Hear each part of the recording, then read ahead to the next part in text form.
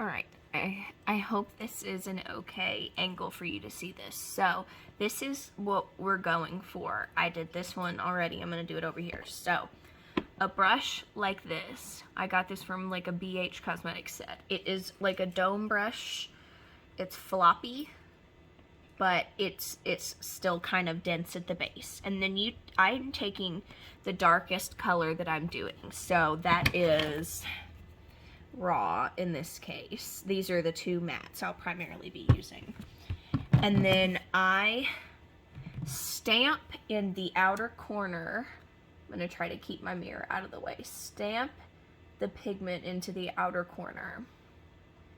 So it's deeply like the pigment is based out there. And then I will slowly drag the brush in towards my...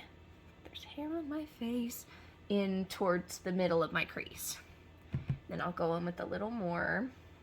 And I try to, you gotta be really careful doing this because the shape, you want to make sure it doesn't get too out of control, because then you'll end up with eyeshadow all the way up to your brow bone, and that's not quite the vibe for this. So I do about this, get it deep in the outer corner, and then I take a brush. It literally doesn't matter. It just needs to be fluffy. Can you see? Just needs to be fluffy and very, very little product on the brush. And I'm going to go right here in between where the darker red meets my skin. Now this is the start of the halo part. So you want to make sure that this is very soft and diffused, because obviously we want it to be light in the center. And then just a tiny bit more to go around the edge of this initial shape in the outer corner to kind of round it out. You see what I mean?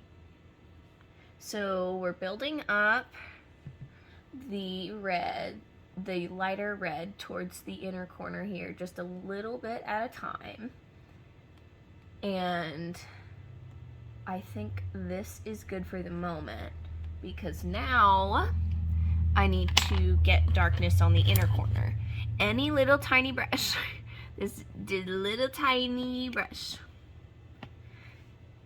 with the dark color, do not put it on the inner corner. You're putting it like where your eyelid starts and over. So I normally pat like right at the root of my lashes and slowly build up from there. And you gotta, one thing that I find gets halo eyes out of control is this blending right here. If you bring it in too close to your nose or too far up, it looks wonky, and you've gotta be really careful and really, oh, I just poked myself in the eye. You gotta be really careful and really precise. So, really careful and precise, I say as I poke myself in the eye. So, and then, clean blending brush. Smaller the better. I like a little tiny floppy one for this. No product on this. And we blend the edges. So do not continue to blend higher with the brushes that have pigment on them. Blend the outer edge into your skin with a clean brush. That way you do not get a harsh line. It doesn't get blended up too high, but you still get a nice blended edge. Okay, so lower lash line. The dark color, again on teeny tiny brush. And I start wiggling back and forth along like that outer third. And then again, same thing that I said over here, you do not want to put it on the actual inner corner. So I normally have to like do that to get that area to be less difficult to access. And I will just back and forth to build it up there as well. and then you see we've got this empty space in the middle. Now, I don't put the dark matte, or I don't put the light matte on the under eye. I just put the shimmer that I'm going to put on the middle. So this is what the matte base looks like. I'm going to do a little bit of final blending, get this one caught up, and then I will show you how to do the shimmers. Okay, while I was blending everything, I was thinking about what I wanted to put on my lid, and I think I'm going to go a little crazy, because why not? So glitter glue, at least I find, is an essential step. Mine is almost gone. I find it is an essential step for a halo eye, and I normally start the placement of the halo shimmer with a brush. So you want to start closest to your lash line with the most pigment of the shimmer and like diffuse it upwards into the middle area.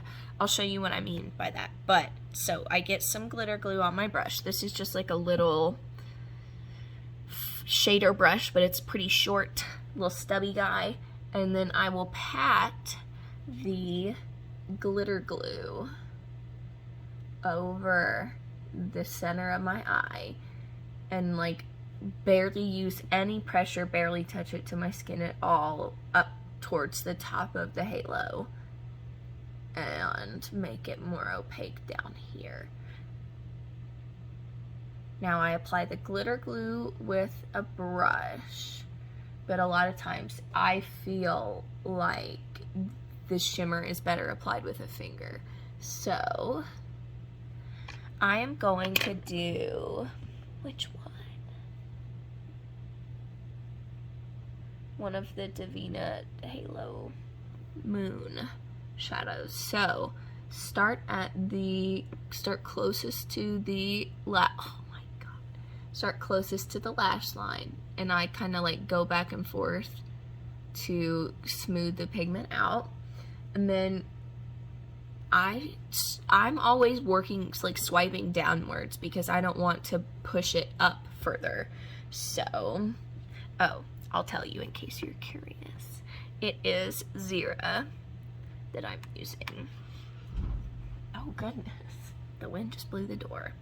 So I always am swiping inwards towards the center of the lid and downwards towards the lashes. I never want to be pushing it up and out of the halo area.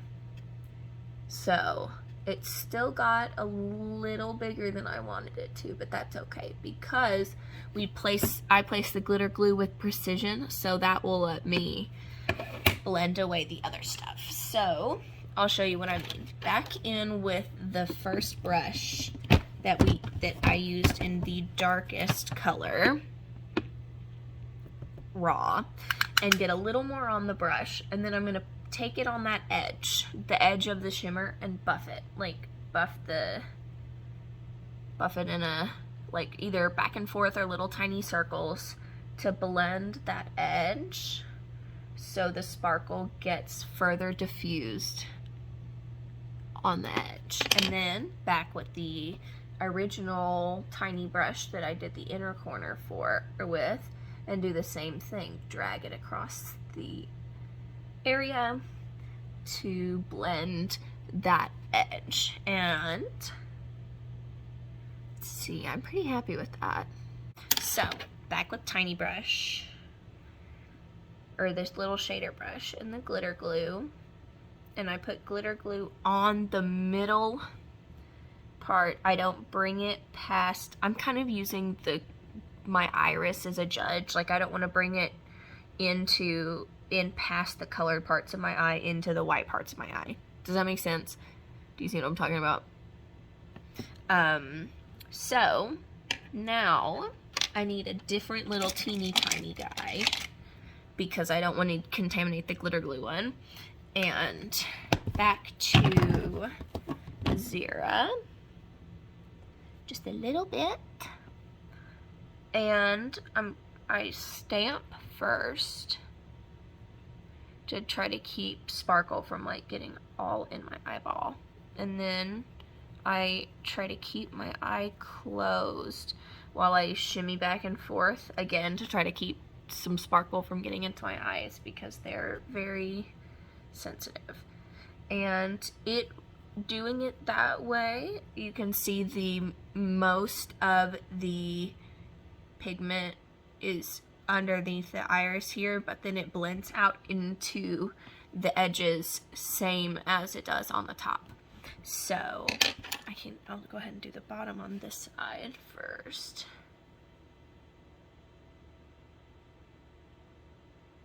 Okay, I will get these matching and then come back and do brow bone and inner corner.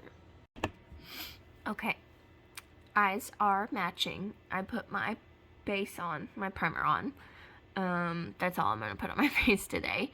So let's do inner corner and brow bone. So in my experience, it is really important with the placement of your brow bone highlight to not bring it down to meet the halo. Like, you want to keep them distinctly separate. There's a hair on my face somewhere. Hold on. You want to keep them distinctly separate. There it is. Please. Awesome. That way it does not alter the way the shape of the halo, like the way it's perceived. So I am going to take the tiny brush that I was using and just use a little microfiber cloth and rub it around to get all of the pigment off of it.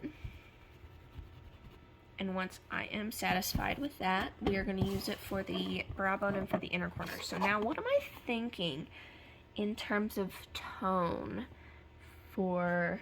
I know what I want to do on the inner corner, and that is Devinah Gumbles.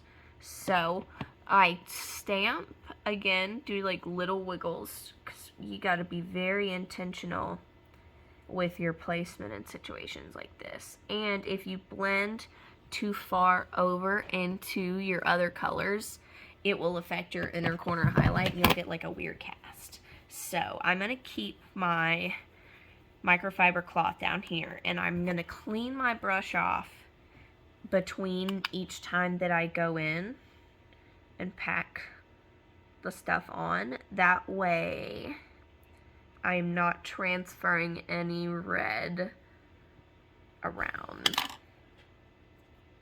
and messing up my shape. So I'll show you in a different light at the end, but that's what that is looking like. So I'm going to do that over here too.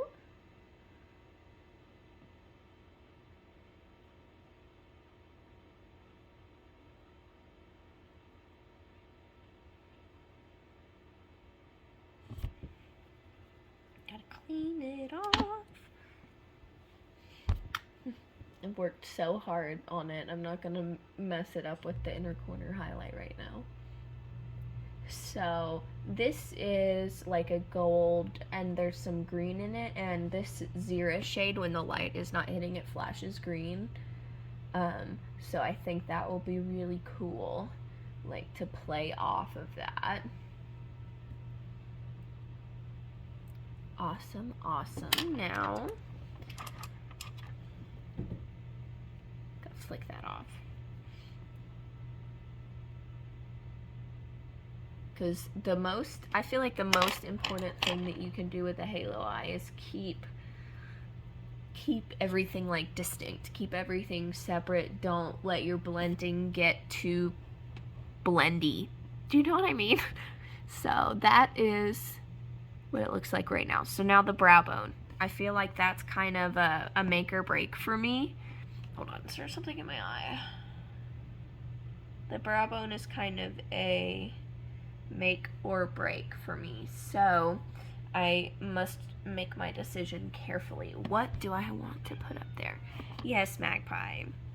Do you have some input? Do you have input, honey? I think I'm gonna go... I want it to be something more warm tone, because I went slightly cooler here, so I want to do something that stays more warm. Should I do Esmeray? and just keep it. What do you, is that you saying that I should? But I'm gonna work it into my brush, like by going back and forth on my hand in the same spot, and then I'll pick up a little more, or a lot more, and work it around again, because I want there to not be like a huge clump of pigment in one spot. And I start under the arch of my brow and go little tiny back and forth motions. Then I'll flip the brush over, because again, it is very important in this situation to not get the red up too high. So clean the brush off. Normally I'll rub it in what is on my hand first, and if that is enough, I will just do that. But if it is not, like it is not right now, I will get some more and do the same thing to do the rest of the brow. But I always start again under the arch, because that's where I want the most pigment to be at any, like in the entire highlight portion. So keep it really light. I'm not really pushing down hard at all. Barely any pressure. And there we go. So I'm going to see from far away. I don't know if you can tell a difference. What is in my eye? It was an eyelash. Okay. So you can see, I don't know if you can see the difference, but it makes a difference to me. So, and I feel like it kind of helps add structure to the rest of the look, and it doesn't leave your eyes looking like really round and deeply set. So same thing over here. Normally I raise my eyebrows up so the skin is like smooth and I don't end up accidentally putting something where I don't want it. Okay, clean the brush off. More pigment. Start at the middle, slowly work towards the front, very light pressure.